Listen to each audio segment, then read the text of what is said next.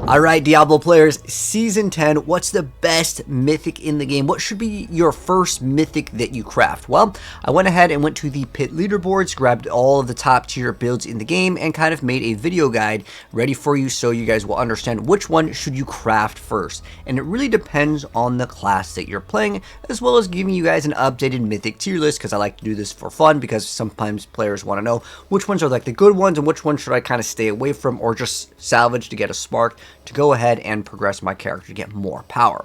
So for starters, let's go over the tier list, and then we'll go to individually for each class which one is going to be the best, because to answer the question which is the best mythic for your build, it depends on the class that you're playing as well as the build too, because there are certain builds, like if you're playing the Ice Shard Sorceress, well, the Air Perdition can actually be not best in slot, because the Hail of Verglass gives you so many ranks to Ice Shards that it just surpasses it, or there's other builds that may not need certain ones. But to go over kind of a generic one for the best mythic in the game, right now the most important one for a lot of builds is the Ring of the Starless Skies. You're going to see this in a lot of the builds. I mean, there are some builds that like don't run it, but for some of the builds, yes, you definitely want to run Ring of the Starless Skies, as it gives you a huge bonus to specifically making it so you can get ranks through those core skills, which is really key on the Sorceress. So if you're playing the Sorceress, this is an absolute craft this one first. It gives you the biggest numerical damage number compared to the rest of the items, and that is simply due to core skills not being able to be rolled normally on a ring. But there's a lot of builds that heavily benefit off of that resource cost reduction as well. Giving you 50% resource cost reduction is amazing, and on top of that, the aspect that you would normally put on like, let's say, a ring, depending on the build, it's like anywhere from like 20 to maybe like 45x. It just gives you the highest number at 50x. But there are some builds where you literally cannot spend your resource, so Starless Skies becomes essentially useless for that damage multiplier. But again, depending on the build, ideally with the Sorc, this is like a non-negotiable. You play the Ring of the Starless Skies. But this one is so good also for the attack speed as well as the critical strike chance. Those rolls roll much higher than you would normally be able to roll on a item. So for that reason, it's in addition superior for most classes for that reason. Now, as far as Air Perdition and Harlequin, I will still definitely consider these absolutely S tier in the Mythics or the Uber Uniques, and that is due to them being so powerful. Now, Air of Perdition is better for damage in most cases, however, the Harlequin will give you that cooldown reduction and that armor, which is great for survivability. And there are other builds like Crackling Energy, which you don't really need to stack core skills, but just flat skills. So for that reason, there are some builds that can actually favor Harlequin over the Air of Perdition. Again, mainly in the cooldown department would be like the argument there, but it also is really comfy for survivability, as a lot of the Chaos Uniques, well, they kind of scramble up your gear. You can't get armor in different areas.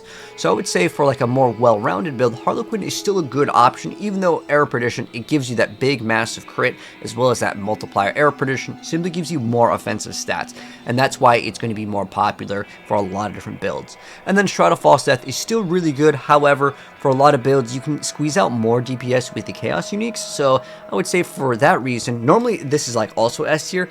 There's a lot of builds that you simply don't need it, because if you can fit in Banished Lord's Talisman as well as the Crown of Lucian, you have kind of a two-part combo that can have synergy, because the more resources you spend, well, you're going to be able to activate that Banished Lords more often. So for that reason, again, Shroud of False Death is a little bit worse. It's still good, though. It's still in a lot of the top tier builds, like the Druid over here, if any of you guys want to play like the Pulverized Druid, that is still very, very popular.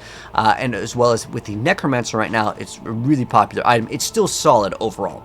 Now, next up, we have the Grandfather. So with the Lunging Strike Barbarian, this item is quite good. We're going worldwide over here, so we have all the different like build websites. This is obviously Grandfather here, but basically it's just really utilized for just a massive amount of like crit that you can get with it, which is quite nice. And remember, the Chaos Uniques can't roll in the weapon category anyways, but this one is only available for the Barbarian.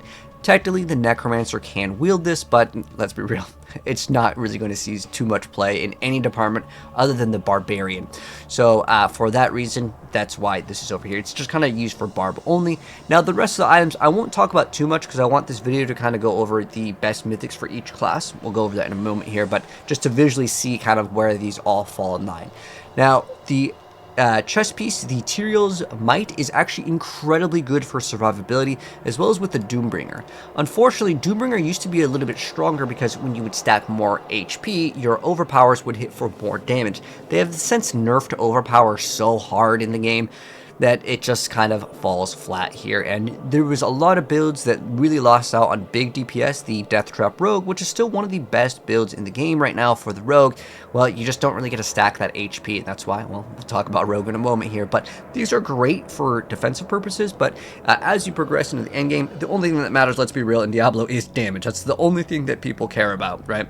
And then I put Andariel's in D tier over here. It's just more of a fun item than anything. It opens up the doors for like brand new creative builds. With the new Chaos Uniques, you can stack a lot more just flat damage, and that is going to really help out with just being able to progress in the game in terms of maybe a more fun build, being able to run things that have high lucky chance to activate it. It's a niche thing that you used to see some play. I will put it above the rest of the items, even though it is pretty trash. It at least allows for, again, a unique playstyle. Whereas, like, the rest of the items, I can't even recommend, and there's probably no point to talk about it because you guys are going to skip part of this video anyways if I talk about some of the bad items. But I do still want to go over kind of why. Basically, what it comes down to is on a two-hander, you lose the two-handed aspect, you lose the two-handed tempering, which usually comes down to your skills activating double times or doing double damage. So that's why all of these just simply to have no place in the game. Unfortunately, they still have not gotten buffed. Melted Heart of Slig is a amulet which could give you extra survivability, but it doesn't give you the amulet aspect, which is 50% bonus, and then on top of that you also lose your offensive passives that would give you like 30 to 40x damage depending on which one that you're getting for every single roll. It's just a defensive item that has no place in the game. It used to give you immortality back in season 0, but they have since nerfed it, and ever since the nerf, no one plays any of, well, no one really ever played any of these items with the exception of Melted Heart. For specifically PvP, people were using it to have immortality, but that's been nerfed. So basically, you don't want to run anything really in the F tier or D tier, and Andariel's honestly is pretty bad. They have just nerfed it when they squish down the numbers. But now really quickly, let's go over it for the top tier builds for every single class. What are the mythics that you want to lock in? Keep in mind, this is just going over like one of every single build. There could be some other builds that are top tier that could run some of the other ones, but for the most part, I get it. You guys just care about the S tier. What's the best thing, all right? So for starters, Necromancer. Even though I have the Tornado Necromancer gameplay, the Shadow Dot is really, really strong with, of course, Blight over here. So what it comes down to is Air of Perdition and Shroud of False Death. Those are going to be the key components over here for the Necromancer. I would say what's going to give you the most bang for your buck. Honestly, Shroud of False Death is excellent. I would craft this one first, and then I would go for Air of Perdition. You can also play a couple variants of Necro that can use Starless Skies, but obviously if your things are costing 0 because you know, certain gameplay mechanics, well, you need to spend resource for Starless, right? And then moving on to the Death Trap Rogue. This one I believe is, yeah, this is the Death Trap Rogue. So there is another thing that a lot of people want, which is obviously getting cooldown reduction, and then also you can get a casting an ultimate restores primary resource, right? So you can have less points into Aftermath or whatever. But as far as this one goes, I'd say both are pretty good in terms of like which one should you craft first. Shroud of False Death is just so dang powerful with all of the passives. Because of the Chaos Uniques, it depends on kind of which one that you get first. But core skills over here is definitely going to help out a ton, as well as giving you a massive amount of crit. Also, one thing that's nice with Air Perdition in Season 10 is a lot of Chaos Uniques kind of mess up the way that your build works with the movement speed, because you normally would run regular pair of boots, right? But with Rogue, you technically have Beastfall boots that you need to run, which also gives you movement speed, but it just makes things feel a lot smoother. I would recommend Air Perdition over Shroud of False Death if you don't happen to have like a Beastfall boots with like movement speed. It's just that movement speed, when you are progressing in the game, is just going to be really, really helpful. So if you don't have any good movement speed, even though this build, once you get it up and running, you can just dash, throw down Death Trap, and it becomes a really, really fast build, and you don't really need to move via like your actual movement. You just teleport to move, basically. It's like a little dash. I would say that you can't really go wrong with either, but for the movement speed reason, I like Air Perdition. Just to move around in town faster actually feels really good. Next up, for a lot of these Sorc builds, Ball Lightning, heck, you can play any sort of Sorc build, and every single time it's going to be usually Ring of the Starless Skies to facilitate resources, but with mana costs basically being irrelevant in this season because of course, the brand new Chaos Uniques and the Chaos perks. Well, you have the option to go for Ring of the Starless Skies later. The thing that I really like is getting a lot of movement speed. If you want to do infinite teleports, you obviously can get lots of cooldown reduction, but this season you can actually opt to play another way to get infinite cooldown reduction with your teleports. I have a video guide if you guys want to check that out. But Air Perdition, I still really like this simply due to having the movement speed. So for that reason, because you do not need in Season 10, this is like an update.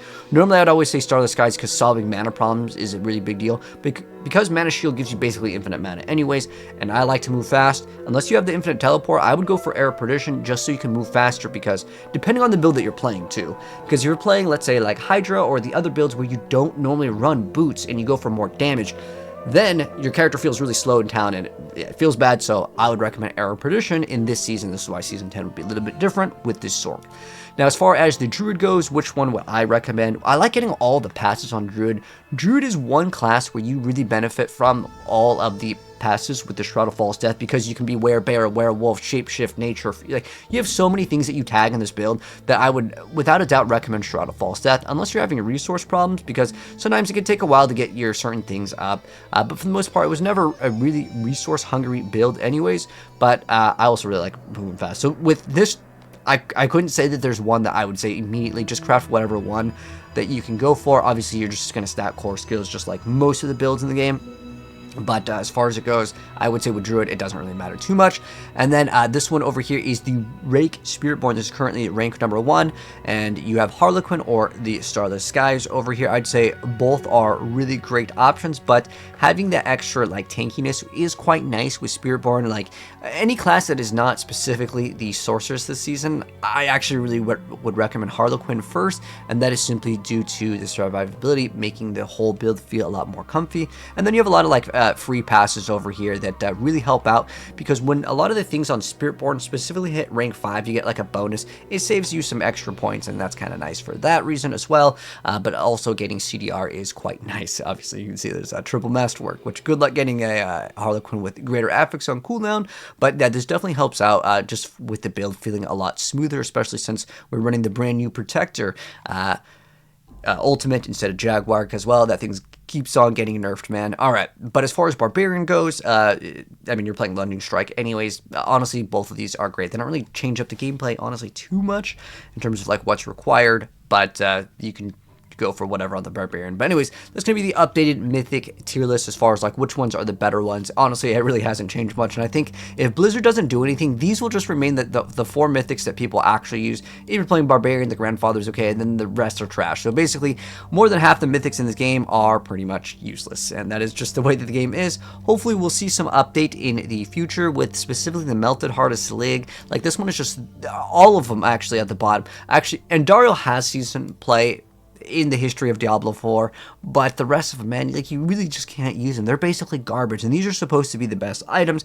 If you guys have some suggestions to make these items better, let me know down below, because I really, really want all the Mythics to at least have somewhat used. I don't think that they have to be best in slot, but I think that they should have some sort of use, right? Like, these items have been F'd here literally since the launch. There used to be like a plus, I don't know how many like core skills, like plus like 20 or something like that. It was ridiculous, and then they nerfed it before it came out because these were data mined. But nonetheless, yeah, basically you just run these 4. The rest of them are pretty much useless unless you're Barb. Then you can play Grandfather. Anyways, that's gonna wrap it up. If you guys enjoyed the video, drop a like. If you're new, subscribe, turn that bell, and you guys can be updated when I drop the best way to farm the Mythics in Season 10. But I just kind of wanted to go over a video guide that let you guys know kind of which ones are the best ones to start crafting earlier on, and maybe for whatever class that you're playing or build, you guys kind of got an idea now. Anyways, take care, Diablo gamers, and I'll see you in the next video. Peace out.